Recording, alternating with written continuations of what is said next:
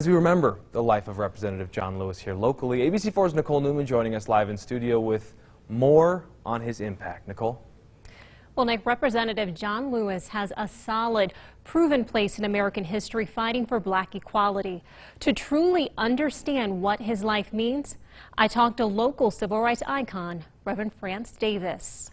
The conscience of Utah's black community talks about the conscience of Congress. John Lewis would say that all of his life was committed to bringing about the civil rights kind of changes that needed to be made in this community.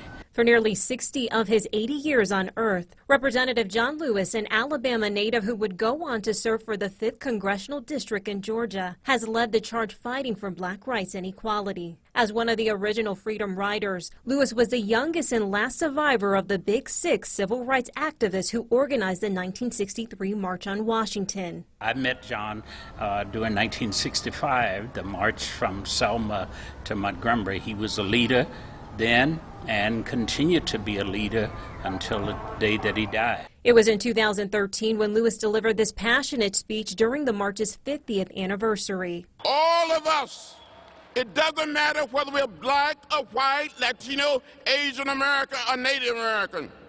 It doesn't matter whether we're straight or gay, we're one people. As Reverend France Davis talks about his own time marching from Selma to Montgomery, Alabama, he recalls Lewis's influence. John Lewis, along with Dr. King, Ralph Abernathy, C.T. Vivian, and Vivian, by the way, just died a day or so ago as well, that all of those people were a part of the leadership, and that leadership made a significant difference for those of us who were students like myself.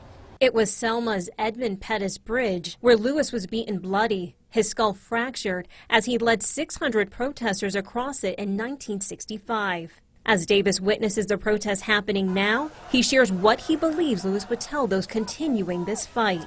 I think he would say to those who are standing up, continue to stand. I think he would say to those that are protesting, continue to protest, but do what you're going to do in a way that draws the attention of the world, not violently, but working through the system and within the system.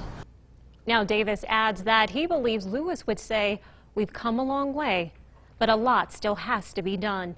In studio, Nicole Newman, ABC4 News.